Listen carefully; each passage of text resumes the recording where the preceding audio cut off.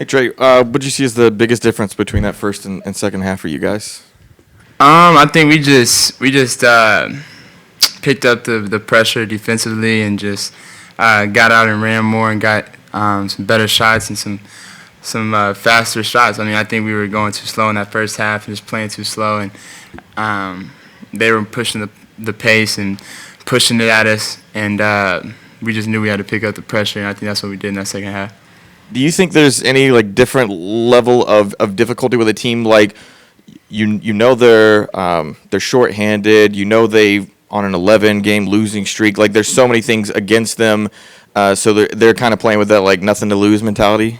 For sure. I know I was in that situation a couple years ago, and I was first got in the league, and first couple of years you're not winning very many games, but you'll beat a really good team on any given night just because you have good players too. I mean, we're all pros here, and they got really good players over there, so they can make plays, but you got to treat every game like it's the same team, and you got to approach it the same way, and because any team can win any night. So we've shown we've given us some games like tonight, but we came out and took care of business like we should have. Trey, what does it mean to you when your name is listed amongst like Magic Johnson and Oscar Robertson as far as your stats?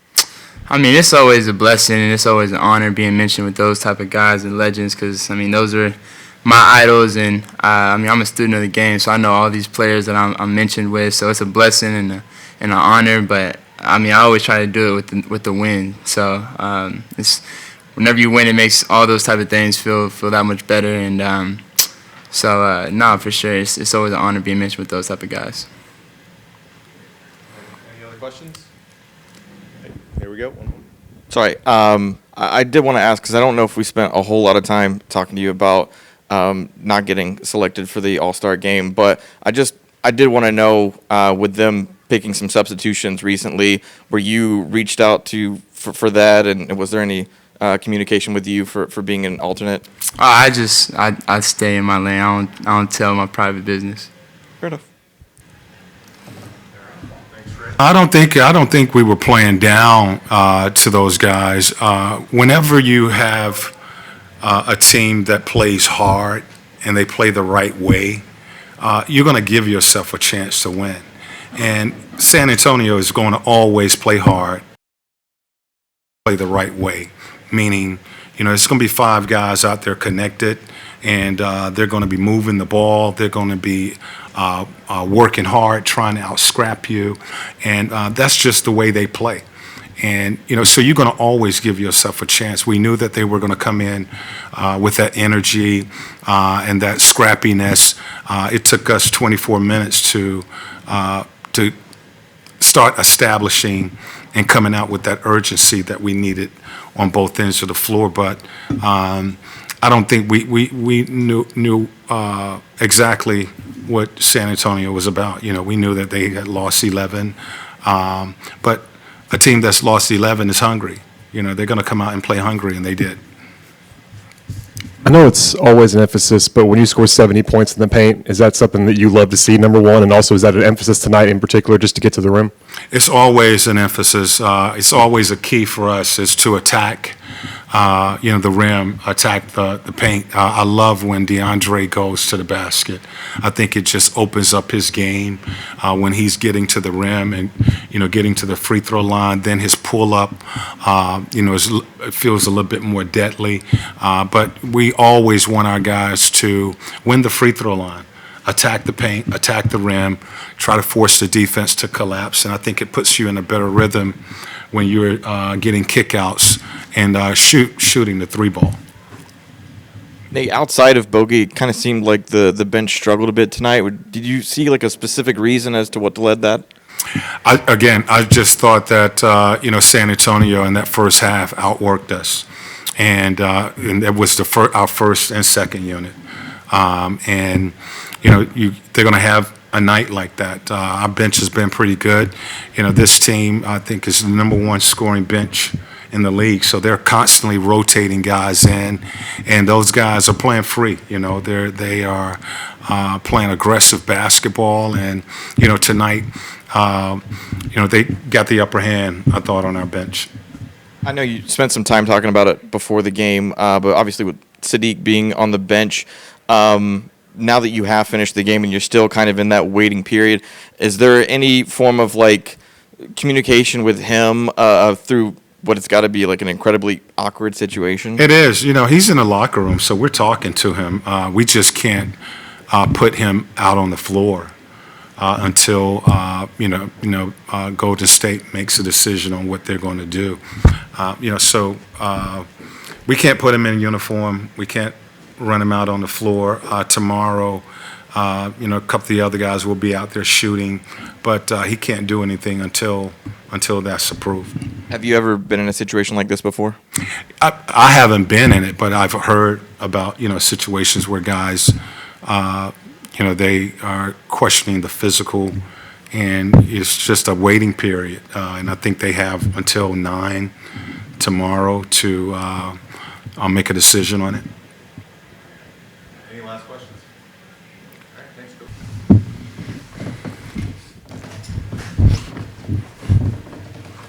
Dre, when you're able to follow up a night like you had against Phoenix with one like tonight, just what goes through your mind after that matchup? Just, play my game, be aggressive. That's what the team needs from me, and that's the kind of player I am. So that's pretty much it. How do you find a way to tap into that more consistently, no matter who the opponent is? It's more so just a mindset, just attacking, just trying to get to the free throw line, just being aggressive. Like I said, when I'm aggressive, I think this team is much better. I know Coach talked about like the urgency needing to be the difference for you guys from what happened in that first half. What else did you kind of see as the biggest difference between the first and second half? They were just getting into the paint way too easy in the first half. So in the second half, we just had to tighten that up, make them, shoot outside jump shots. And offensively, we just were flowing, much better flow in the second half. Everybody kind of got their shots. Everybody got going. And that's what ultimately won us the game. When I asked something off from what happened in the game, and just obviously everyone's kind of knows what's going on with the Saddiq Bey situation and the trade kind of being in limbo. How are you guys kind of able to communicate and just experience that with Saddiq? Because that's kind of just an awkward situation. I don't know what's going on, honestly. Okay, so the trade's in limbo because of the situation going on with Portland and Gary Payton failing his physical. So what would that mean for us? It just puts the trade into limbo. It may not happen. Oh. Yeah, so that's why Saddiq couldn't be in uniform okay. tonight. Hey, man. Hey, I don't know. It's the NBA. I can't control none of that. So hopefully whatever happens clears or whatever. Hopefully he can join the team. But if not, then can't. I don't know. That's all I got. Any other questions? It seems like one of the areas that you've improved in the season is being like a help defender at the rim, rotating in, contesting shots and stuff like that. Is it just a matter of being older, wiser, stronger? How do you get to that point? It's all of those things. Also just experience, watching film, and just instinct. I'm a big guy, so it's just easy for me to get over there and contest shots, honestly. There was a play in the second half where you got like a steal and you're in the open floor, and all of a sudden there's kind of a body sweeping under you. And I know you've had a season derailed before by kind of a reckless play. What's going through your mind there when all that's happening? Nah, I was just trying to pick the ball up and dunk it. That was pretty much it. Once he tripped me, it was over. Thanks, Trey. Thank you for sure. Have a blessed night. You got Capela right on the chain. It's hot up there, bro.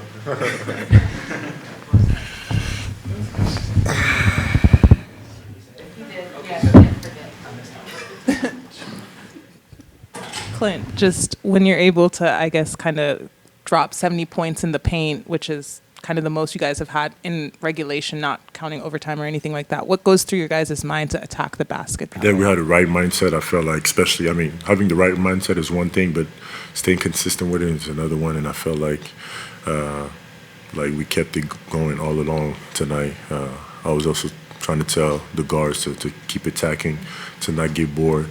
Because, sometimes we have the tendencies to just get bored in the second half and stop attacking. And I really felt that tonight we stayed consistent with it. Clint, why do you think like something like that happens? You said they get bored just from relaxing based on the competition, or what? No, yeah, like in general, I just feel like sometimes like when we have a lead, the opposing team always manage to come back and I mean just be a problem for us. So sometimes I feel like it's good to communicate all the time with our guards or everybody, or communicate always to me to be a presence in the paint. I would always tell them that when I get defensive rebound to run to keep the pace up by keeping pressure on defense and stuff like that. So I think it's important to always talk to each other, motivate each other just by saying stuff like that, because when you have nobody talking, this is when sometimes either you get bored or either your intensity just drops. So it's really important to stay connected with each other by communicating. What's it like having Bruno back in the locker room? Excitement. Screaming a lot. He's screaming, so every day. Music's going to be loud. Next practice, now he just brings so much energy. I remember 2 years ago, it had definitely an impact on me. Definitely, like, he's bringing his Afrobeats vibe, the music loud in the weight room. He's dancing, always positive, and that had an impact on me. So seeing him, I was really, really excited to have my African brother back. You've been back for a couple of weeks after missing some time. How are you feeling physically? Yeah, pretty solid. The calf's not bothering me really anymore. I feel pretty strong, so I'm in good shape. I asked DeAndre about how you guys are kind of handling the awkward trade situation that's going on right now. He wasn't up to date on that. Are you up to date on like the fact that Saddiq coming here to Atlanta is still in limbo because of a failed physical that happened? With the Trailblazers? I'm not sure what's gonna happen in the future though. So I don't know if they were supposed to say something about it. We'll know for sure by tomorrow at 9:30. Okay. But I guess how are you guys kind of handling it in the locker room, dealing with a teammate who may or may not be? I mean, he's a part of the team. Like he's with us, so I treat him like he's one of us.